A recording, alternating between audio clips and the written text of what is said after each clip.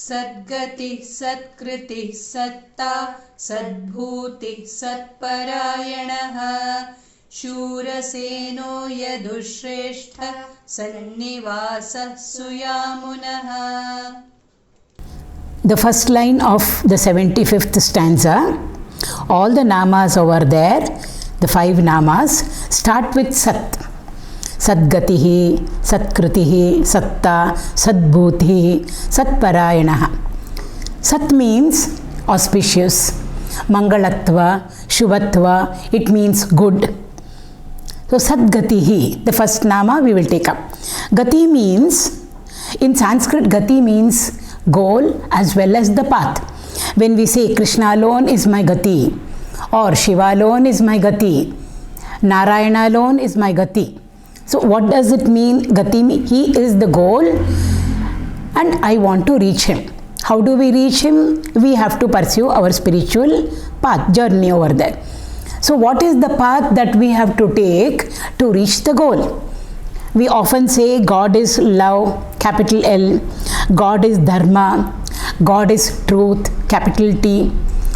So therefore to reach the Lord means to reach the state of absolute love, to reach the state of dharma, immortal, eternal dharma, to reach the state of eternal truth.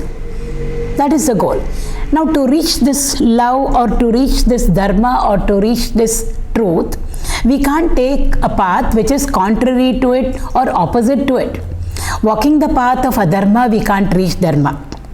Walking the path of falsehood or dishonesty, we can't reach truth. Therefore, when we want to reach the Lord who represents for us love, dharma, truth, etc., our path has to be aligned to it. Therefore, our masters say, to reach love, the path of love has to be taken. To reach dharma, what is the path that we have to pursue? The path of dharma itself. To reach truth or to experience truth, we have to take to the path of truth. Therefore, in this context, Bhagavan represents for us both the means as well as the end, the path as well as the goal. That is the meaning of sadgatiḥ. Satkṛtiḥ. Satkṛtiḥ means one who always does good actions, noble actions. Bhagavan, we know, he is always ever fulfilled. Whatever his sankalpas are, his sankalpas are also satsankalpaha. Satkṛtiḥ means one who always is full of good actions, who performs good activities, noble activities, virtuous activities, that which is purposeful, meaningful, beneficial. And if the activity has to be good, the sankalpa or the thought or the motive behind it also should be pure and good. So when we say satkṛtiḥ, he always performs auspicious or good mangalakara karma activities. Why? For the welfare and the well-being for all of creation. The motive behind it also should be pure and noble. The thought also should be pure and noble. And also whenever Bhagavan performs anything, whenever he does anything, it is never in vain. It is always, it is ever fulfilled. That is what satkṛtiḥ means. And he does it all again for our own welfare. So nothing ever does Bhagavan do which is not good for us, which is not shreyaskara for us. Everything is shreyaskara only. We may feel, why did Bhagavan do this? Why did Bhagavan do this? He shouldn't have done it to me. He should not have done this to the community or the society. But in the long run, we will realize that whatever he has done is ultimately for our good, individual as well as universal. Both are taken care of. Even the destruction that he does, now and then in the Puranas we see, Bhagavan comes and annihilates all the Rakshasas. Pralaya also, the one who creates is the one who ultimately dissolves away everything. It's called as Pralaya. Pralaya means destruction. Does Bhagavan destroy in that sin? Then is it a good kriti? Is it satkṛtiḥ? All of his activities, even if it is destruction, from our standpoint, is ultimately for construction only. Bhagavan never ever does destructive destruction. It is always constructive destruction. So destruction has happened. Why? For the welfare. In the future, the same destruction will lead to the construction of something very useful, beneficial for all of us. So satkṛtiḥ, sattā, it means sat matra.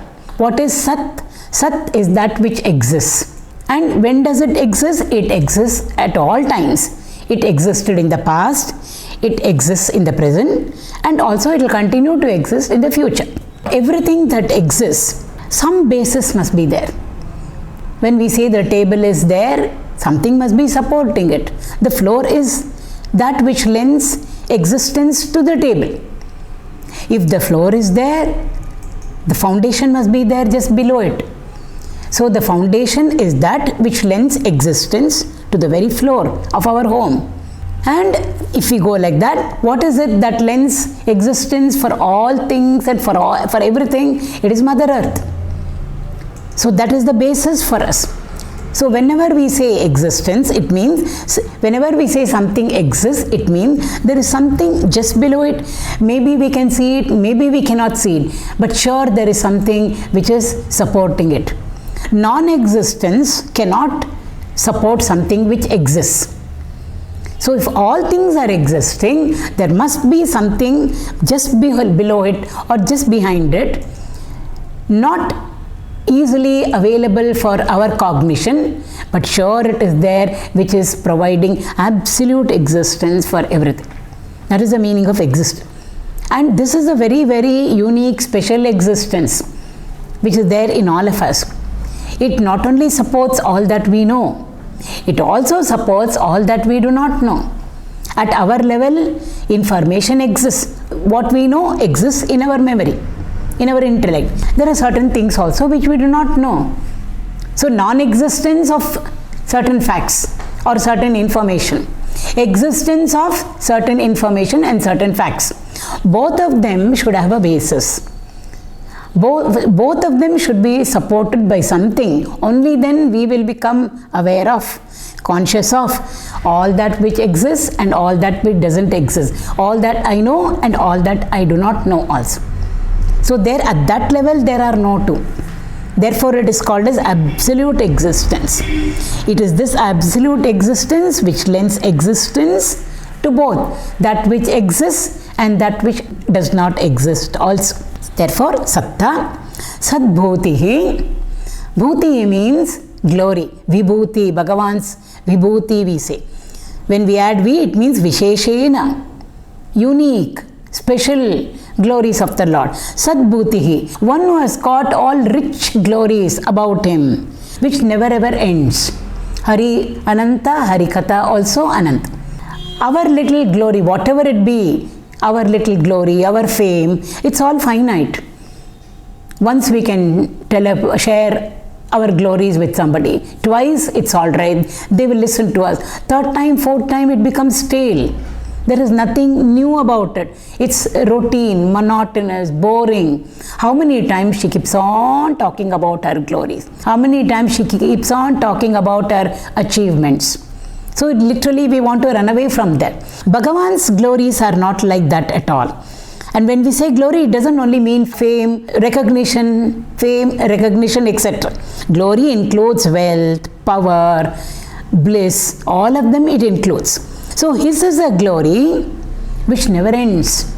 His is the glory which is ever new, nava. How many ever times we enter into the Puranas, Bhagavad Puran, any Puran it can be. How many ever times we enter into the Ramayana.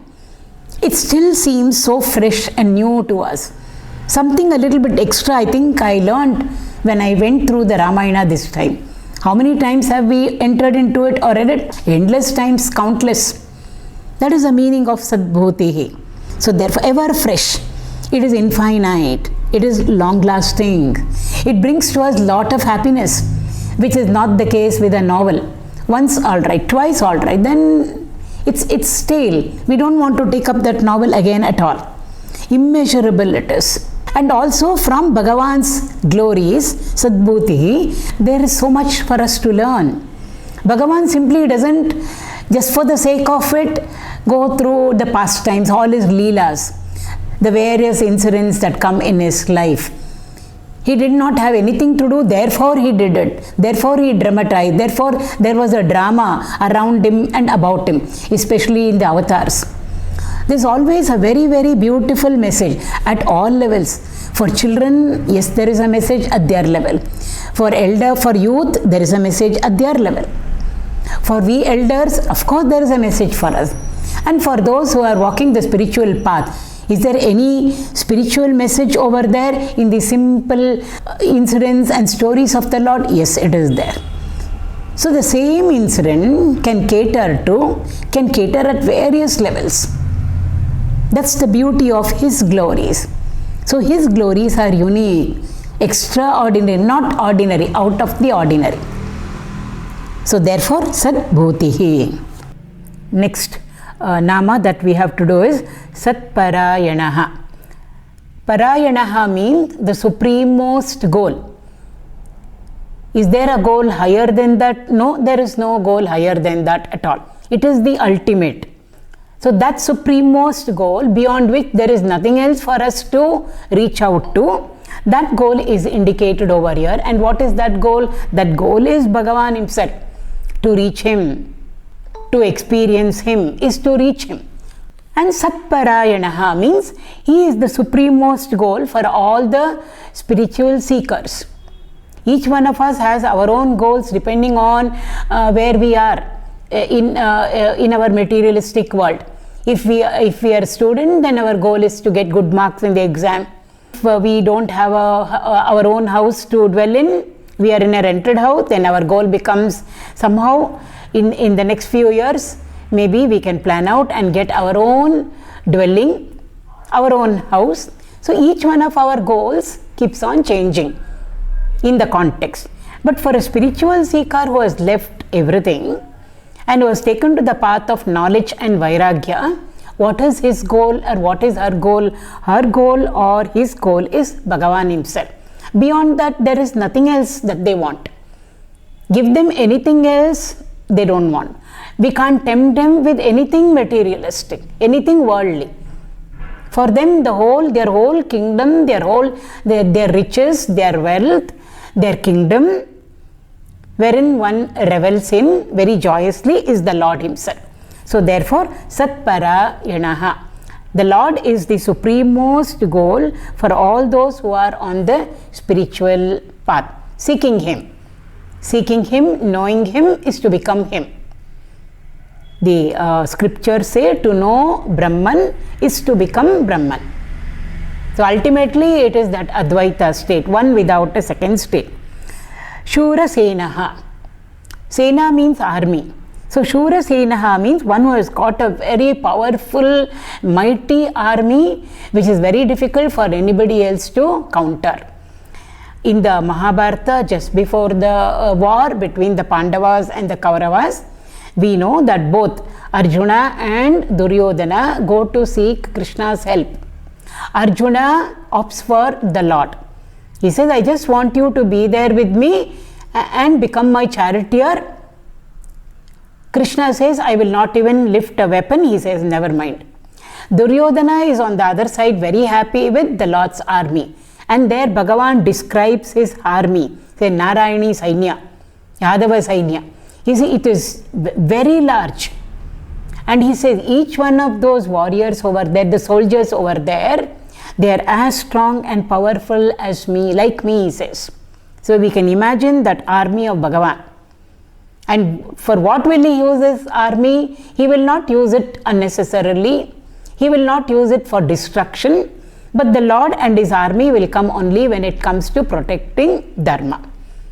So when adharma comes and overwhelms Dharma and tries to push it down or crush it, then Bhagavan leads with this army. Therefore, śūrasēnō. Shura means very valiant, courageous, powerful, mighty. That sort of an army Bhagavan has got. The commander-in-chief of the army of the Devatas is Kartikeya. So he also has his own army. Very powerful, very mighty it is. The celestial army of the Devatas. So, śūrasēnō, yaduśrēṣṭhaḥ. Shrestha means the best. he is the best amongst the Yadavas.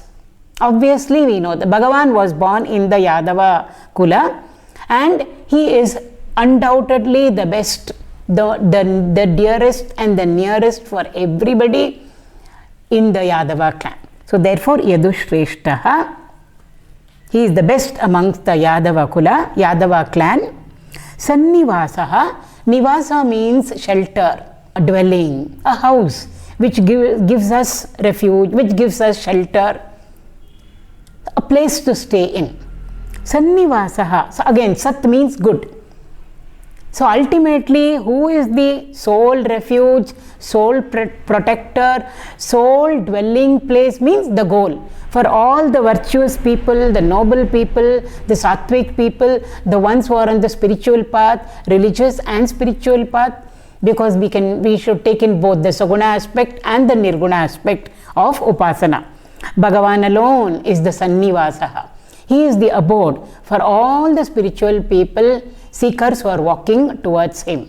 In the 15th chapter, Bhagavan says, that Dhamma having reached which there is no return at all for anybody. So that is indicated by sannivāsaḥ. Having reached that dwelling place of the Lord, there is no return back again for us at all. So sannivāsaḥ, suyāmunaḥ. Yamuna means, we know, Yamuna is the river which is flowing in Vrindavan. Yamunaḥ means those who are associated with Yamuna. Who are the ones who are associated with Yamuna? Those who are dwelling on the banks of Yamuna. And who are they? The Gopas and the Gopis. So they are all jointly addressed as Yamunaḥ, mean those who are staying near the Yamuna river, the Gopas and the Gopis. So Yamunaḥ means those who are associated with, or one who is associated with those who are dwelling on the banks of Yamuna river. Who is it? Bhagavan himself.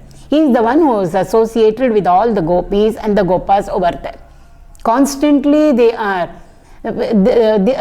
Krishna's glory and the Gopas and the Gopis' glory are not two at all. They are one and the same. He is become an integral part of all the Gopis and Gopas. And the other way around. They are not two at all, they are one and the same. So Yamunaḥ means one who is associated with, or one who is attended by, one who is connected with, one who is united by those who are staying on the banks of the Yamuna. That's what it means. So who are they who are residing on the banks of the Yamuna? I already did say Gopas and Gopis. It just doesn't mean the milkmaids of Vrindavan. The very word Gopi is very, very significant. Gopika, we say. Gopika Gita is there in the Bhagavad. Go means knowledge. Pi means pibantam, to drink in. So who is a Gopi or a Gopa? One who is reveling in the highest knowledge is a Gopa or a Gopi. It doesn't mean the illiterate milkmaids and the cowherds of Vrindavan. It doesn't mean that at all. That is only the superficial meaning. Gopa or Gopi means one who is reveling in knowledge. What knowledge are we talking about? The highest knowledge. Gopika also means the same thing. P means pibantam. Ka means sukham, ananda. In what ecstatic bliss are they reveling in? In the bliss of knowledge. Which knowledge are we talking about? The Advaita knowledge. And there the Advaita knowledge is represented by Lord Krishna. Lord Krishna stands for knowledge. He is an embodiment of knowledge. That is why we say Krishnam Vande Jagadgurum. So therefore he is the one who is constantly associated with the Gopis or the Gopas. So Yamunaḥ.